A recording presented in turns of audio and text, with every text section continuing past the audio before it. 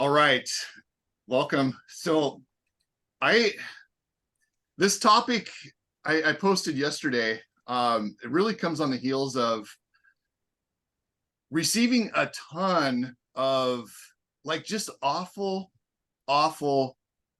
approaches, and I I've been on LinkedIn for many years. And it wasn't until I started my business that I realized how many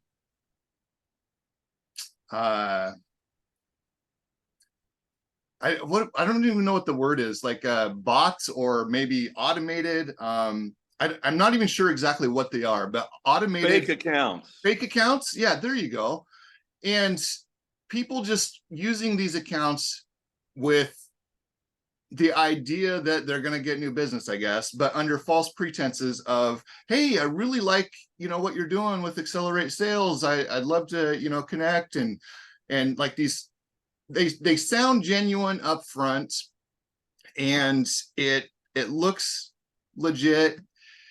And then you click on it and it's just message after message after message saying they're going to do this for you, and we can do this for you, without ever even having a conversation. And it's like, you don't even know me, right? You don't know my business, you don't know me. How do you think you're going to solve all my problems when you don't even know what I do or what I'm about, right? And then I shared this a few weeks ago with someone on another call, that we were talking about, sales, and what does it mean to really be a sales professional. And it's like the complete opposite of what I see on LinkedIn. Now, there's obviously great people doing great things on LinkedIn. It's, these guys or gals or whatever, these companies out there that give us quality sales reps a bad name, right? And it creates that stigma of the sleazy car, greasy car salesperson, right? And it's just really frustrating to see that. And when I think about sales and what does sales really mean to me, and like, how do we define sales? I think this really sums it up. And for me, I'll just read what I have here because I want to make sure I get it right. Sales in its purest form is nothing more than an exchange of property and or service between two or more willing and consenting people or organizations, in which both parties receive a perceived value equal to or greater than which they have given. And I think the one of the key words in there is exchange, right? It's not here, let me tell you all the things I'm going to do for you. Let's have an exchange, a conversation, right? And both parties need to be willing in that. And if you're just spamming somebody, where's the exchange and where's the willingness to participate? You're just turning people off, and you're just, again, given a credible career a bad name, a credible industry, a credible profession, which may even be like the oldest profession on the planet, right? We're we're all selling something at some point in our lives, at some point in our day, right? We don't even have to be salespeople, and we're selling something, right? Logan, you had to sell. This sounds terrible. You had to sell you to Adriana, right? You had to be like, hey, I'm Logan, here I am, right? Yeah. Whatever that looked like. And it sounds funny like that. And I kind of meant it to be funny, but in all seriousness, relationships is a sales game. I was speaking with my coach yesterday, and she was really helping me understand a dynamic with that I have going on with a family member, and I don't necessarily know what the process looks like for this situation. I won't go into details because the details don't really matter, but I said to her, I'm like, I just don't understand the process, right? And then it got me thinking, I'm like, you know what? It's the sales process, right? It's asking questions to understand what the other party needs and wants and desires, right? Not just me spamming the family member and telling them what they're doing wrong or how I can fix them or all these things, right? So it's really the same. And when I said it out loud, she's like, yeah. She's like, yeah, I hadn't really thought about it like a sales situation, but she goes, you're absolutely right, right? It's just the process of understanding what the other person needs and wants, right? So I wanted to share that today and really just get your guys's opinions, feedback. Of course, I want to hear some wins and successes for the week and what you guys got going on. But first, what are your thoughts on the definition of sales? How do you view sales, and what does that look like to you? Oh, Logan, you're muted. I think with what you said with the definition of sales, right? The perceived value for rendered service given, right? In this instance, where you're talking about those mass emails being sent out that are kind of all the same, just message, it's not, your perceived value of it is low value, right?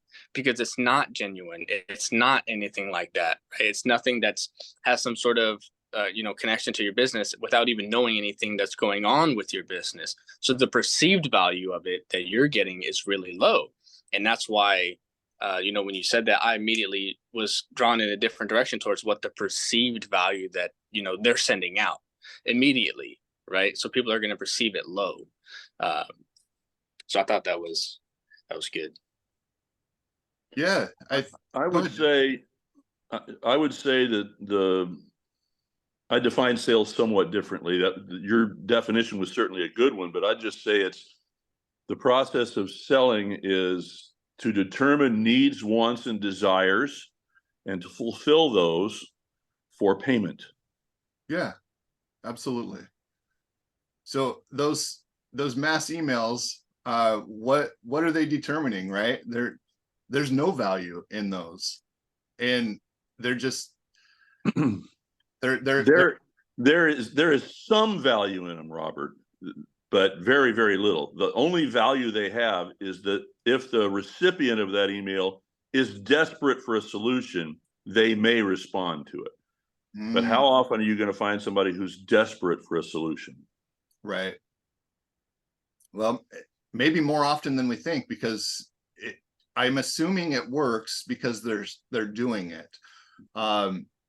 It's hard to believe, but yeah, it was definitely on my mind this week and really got me thinking. And I was responding to some of them, and my response was really to engage them in a conversation until I realized I don't think these are real people. And I guess I'm a little slow, but when I realized, I'm like, you know what? Because I would respond back, hey, thanks for connecting. I really appreciate you reaching out. What was it that drew your attention to my business and good question, right? And I would love to build a relationship, right? I'm huge on relationships. Tell me, I'd love to hear one unique thing about you and hear something unique about me. And then the next response is literally, 3 paragraphs, skipping everything that I just said. And it's, spamming, I can do this for you. I'll do this for you. And, we'll save you this. It's automated. Yeah. It's sad. Well, Jim, I really like your definition as well. And it's super important to really understand what the needs, wants, and desires are so that we can fulfill that. And if we don't have a product or service that can meet their unique wants, desires, and needs, that's okay, right? not every business is a solution for every client, every prospect, every customer. And I think just understanding that and remembering that when we're in our conversations, throughout the day, that it's okay to pass, and it's okay that they don't necessarily need something. Now, if they do need it, and you have a valid resource for them, now we got to break out the color crayons, because sometimes people just need help realizing what they need. And that's where the sales game comes in, and the exchange, and like Sandler says, the dance. So good stuff. How about wins or anything else on that topic? You guys are free to share whatever you want. This is your game. And where's your coffee? I've been sipping it this whole time. You got to go back and watch. All right. I had a little bit of a win this week. Yeah. Little restaurant in Tacoma that I signed up and that actually went live about 6 weeks ago. Okay. Sold. After 6 weeks, they sold.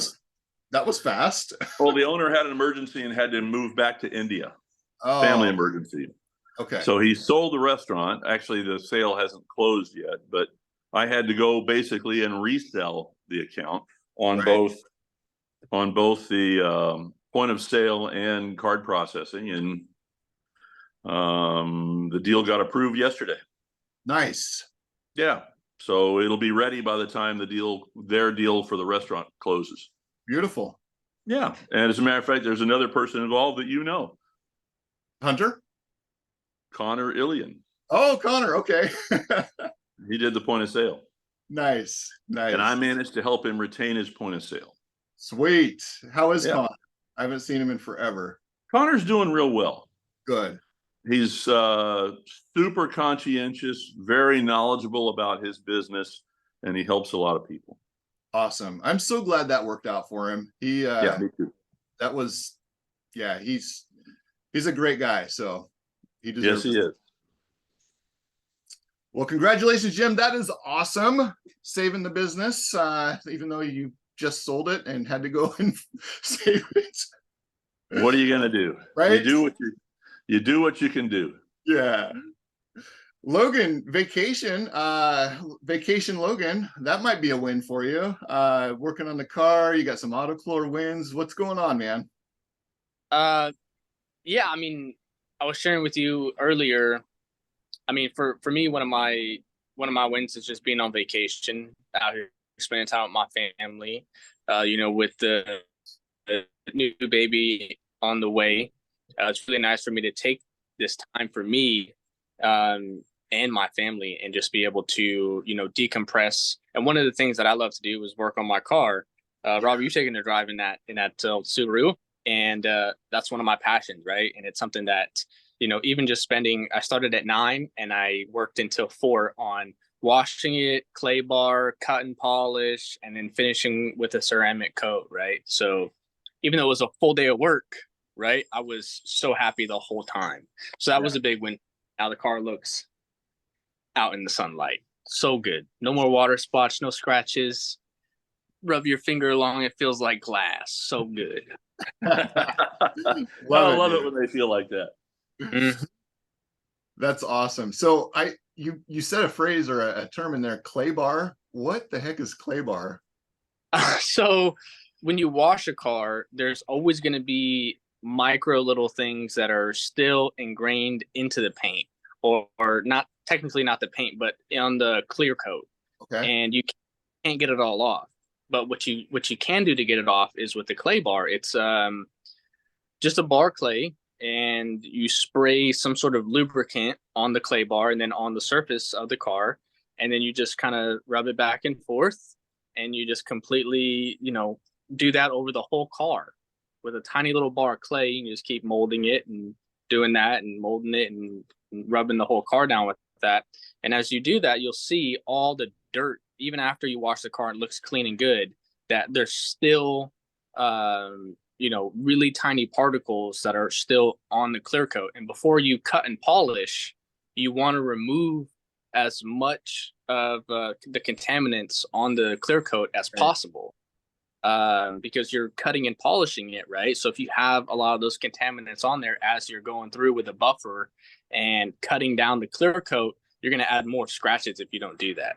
So you gotta clay bar it before, and then after you do a cut and polish, you gotta then go through, make sure the car is super clean once again, and then you have to seal it, right? Because you cut a little bit of the clear coat. So then you got to go through and seal it, which is what people do with a ceramic coat or a wax.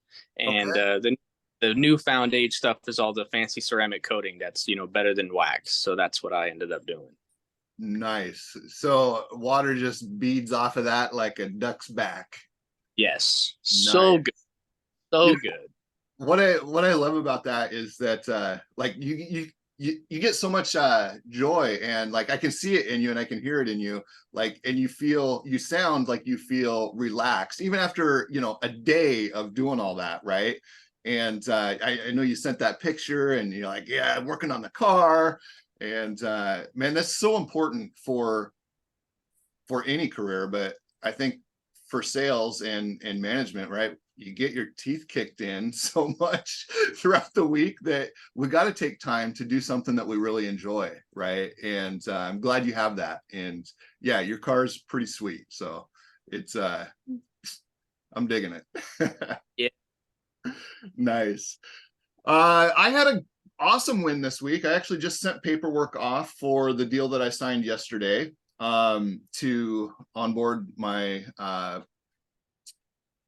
I would say my biggest client to date, which is amazing. So I just signed a 6-month contract for a construction company to work with them and their team for sales and development for them, right? And it's really amazing. The process was really cool. He actually called for something completely different, and the conversation, just went down the road of what I'm doing now, and he's like, oh my gosh, I think we need to talk. So it was a great conversation, led to the discovery call, and then closed it on the budget call. So textbook deal, and really excited for them. I'm excited to bring on a new client, and they're gonna be awesome to work with. So super excited for that. Very good. When you say it's your biggest client to date, what are we talking about? Oh, for just it's a medium-sized construction company, and 6-month contract instead of almost everybody so far has been an individual or a small company that it's just the owner, and it's 3 months to 6 months. I was referring to, I thought maybe it was a bigger revenue. Oh, revenue is there too. It's yeah, it was good. Okay. Yeah. Work So call. Yeah. So when you say and sorry I had to jump off for a second, but when you say like the whole team, right? It's usually just the owner. So this was like that plan and the structure and everything that you were going through previously, and now you get to do that with more people. How many? I say team, it's 2. But that counts as a team, right? Heck yeah. And so he has other employees that may we're going to start with him and his project manager, and then the other employees may get involved at some point. But for the sales specific part of it, they're the only 2 actively in the sales process. So the other side of it, we'll do masterminds on communication for the rest of the team. Nice. And that'll be after the 6 months. Yeah, that's having a project manager in there, right? with him having to do some of the sales stuff and talk with people about, you know, what's going on with their project and budgeting and how they're moving along, that's going to be, you know, super helpful and critical for him, Right. getting a lot of that knowledge. So Yeah, absolutely. So super excited for that. We're going to start on the 19th, and we'll start with some disc and doing a workshop around disc, and then move into fundamentals, and then we'll start we're doing 2 12-week boot camps, which are pretty intensive, and that'll be pretty fun. So really looking forward to that. So good week, everybody. What do you guys got planned for 4th of July? I'm making Nice. Tacos? Heck yeah, I'm doing 3 different types. I'm doing a carne asada, carnitas, and chicken. So the carnitas is in the crock pot.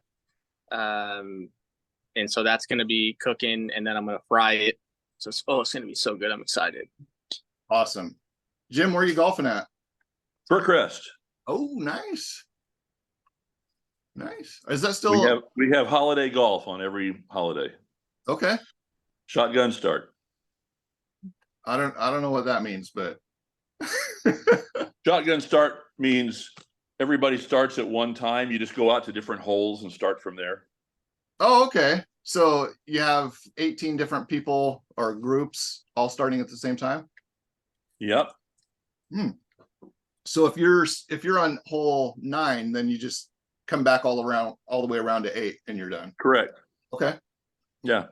Is But that way the golf course isn't sitting empty for a period of time. right?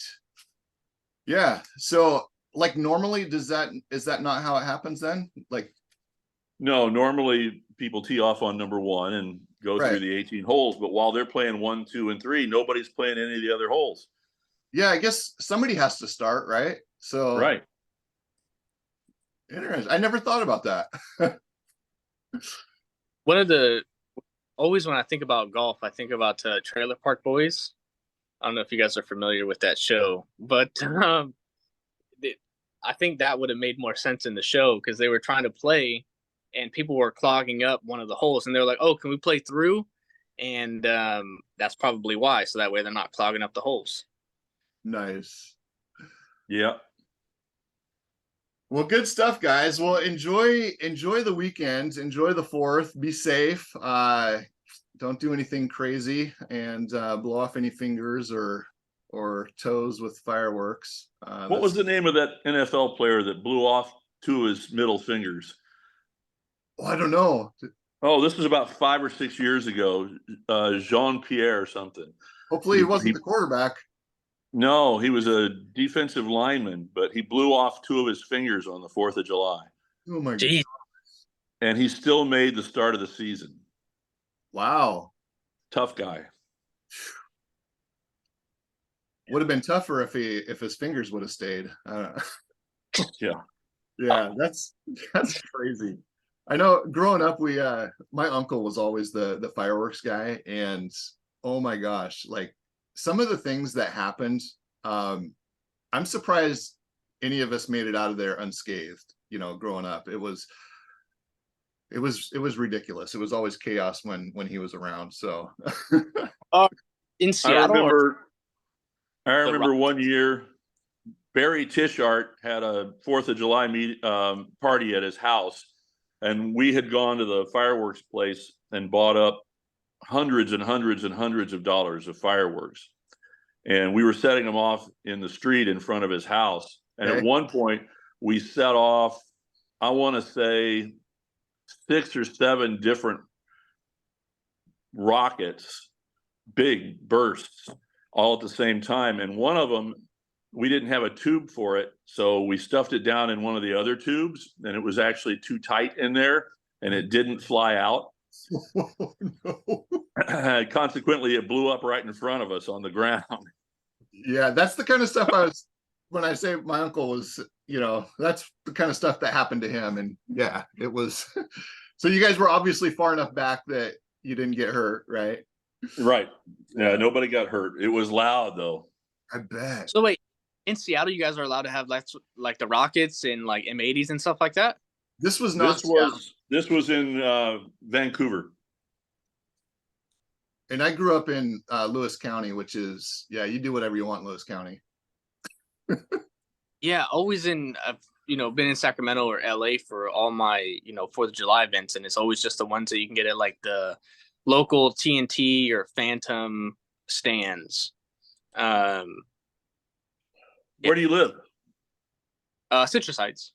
And then now I'm in Santa Rosa, but I was growing up a lot, Sacramento in California. How many people in the Santa Rosa branch? I got 3 SSRs, install/rebuild, and a salesman. That's it. So there's 6 of us. Wow, that's a lot bigger branch than I would have thought. Logan's growing it like crazy. That's good. Yeah. He's crushing it down there. That's great. Logan, I used to be with AutoClore. Yeah. Jim was my boss for, gosh, how many years? I don't know. A ton. Regional manager for us up here in Washington. Well, you started in 03? Yeah. 03, yeah. So 7 years I was your regional. Yeah. Yeah. And then moved into the sales training role and did that for a number of years. I learned a lot from you, Jim, and owe a lot of my success to you. So thank you. And you're in recovery now. Yeah.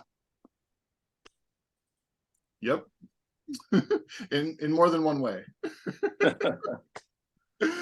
Awesome. All right, guys, it is top of the hour. I will let you get back to work, Jim, and Logan, you enjoy the rest of your vacation, and thanks for hopping on here, guys. We'll talk soon. Take care. Have a wonderful Independence Day.